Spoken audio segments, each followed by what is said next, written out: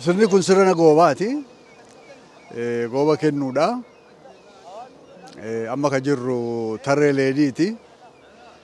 Maarree sirni guddichi waggaa lama booda inni kun agartee akka inni jalaa kahiin akka qophaa'uu fi akka sirna guuttatuu fi akka shaakaluu fi inni kun irreessa kennuudha jechuudha malee ka baalli wal harkaa fuudhiinsichi waggaa lamatti jechuudha.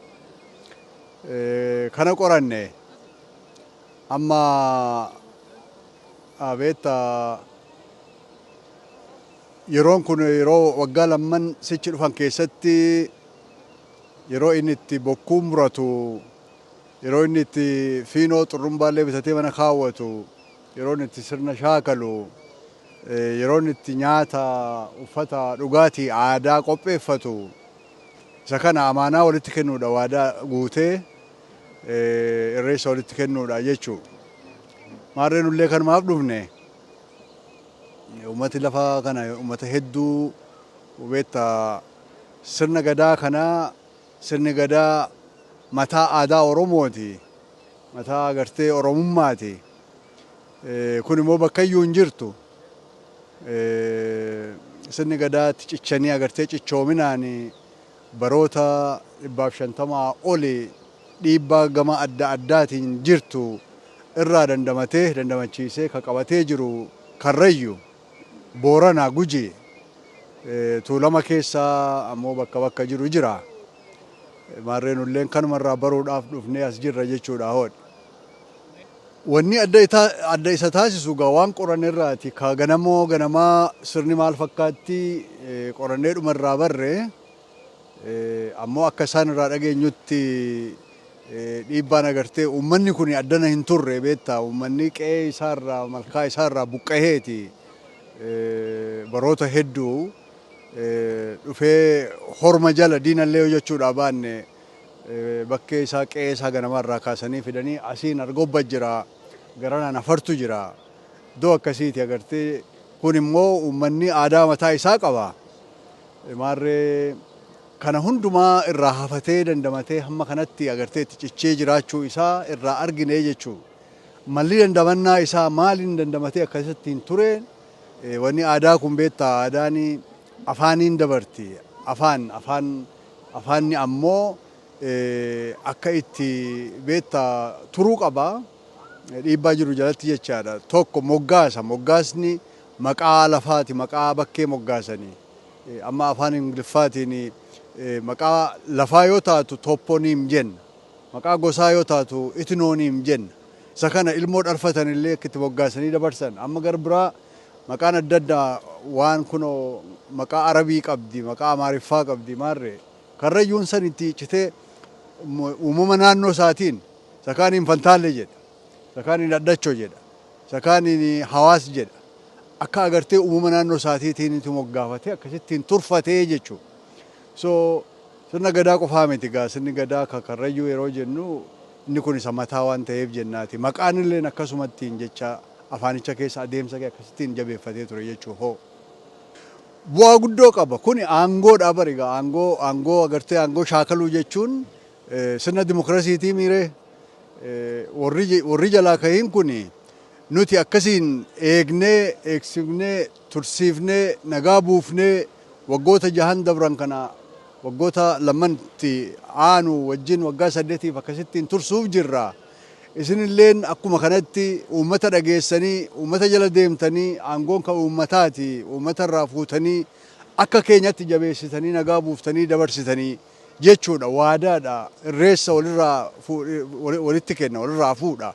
Kakaadha waadaadhaan jechuudha beektaa. So kanarraa wanni baramu wal dhagahuu, wal dhaggeeffachuudha. Aangoon agartee aangoodha waan salphaatii miti. Kanaan geessan immoo isa sirna fuudhu kana qofa utuu hin taane uummaticha ka'aan geessan jechuudha.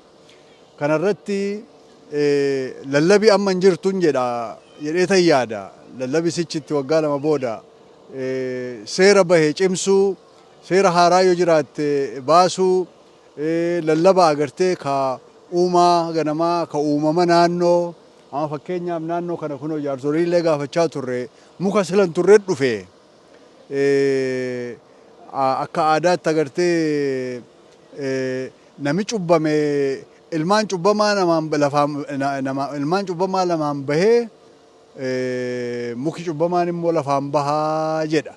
Muki cubbamaan kunoo muka kunoo akka kunoo wannoo arginuu kana ammaa kana maal ishiin muka wayyaanee jedhani. Muki wayyaanee dubbachaa ture yaaddoo guddaa taatee jirti amma.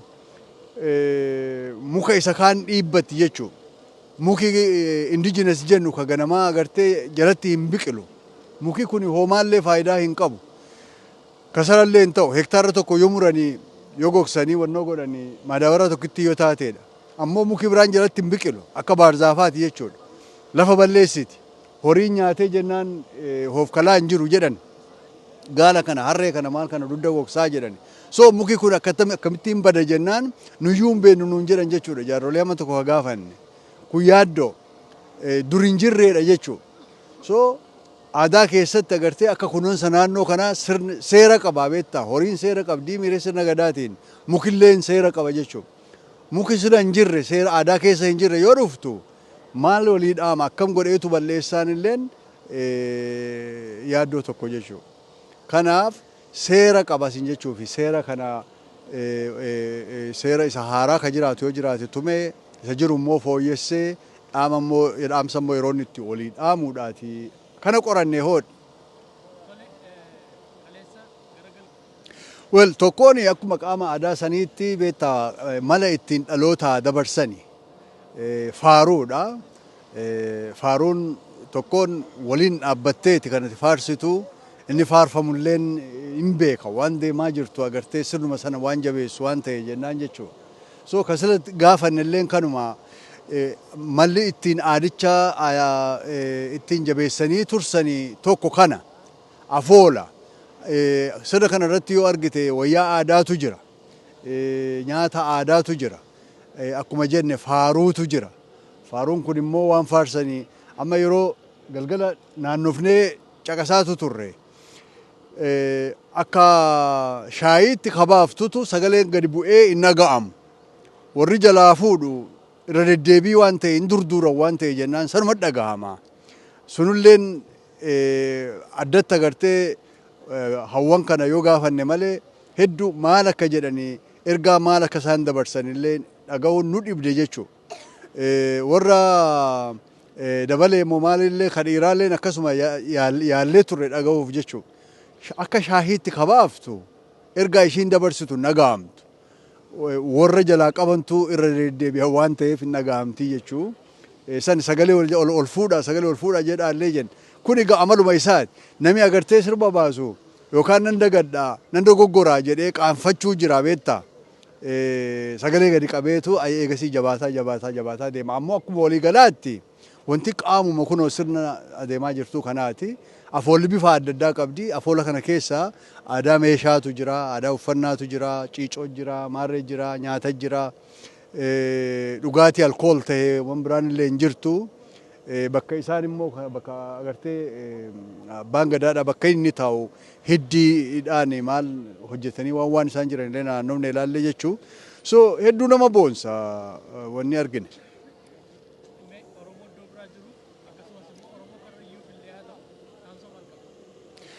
Dhaamsi dhaloota lafaa dhufaa kanaaf amma beektaa dhaloota lafaa dhufaan qalbii isaa qabutu waa hedduu jira kasaamu waa hedduu jira teknooloojiidhaa.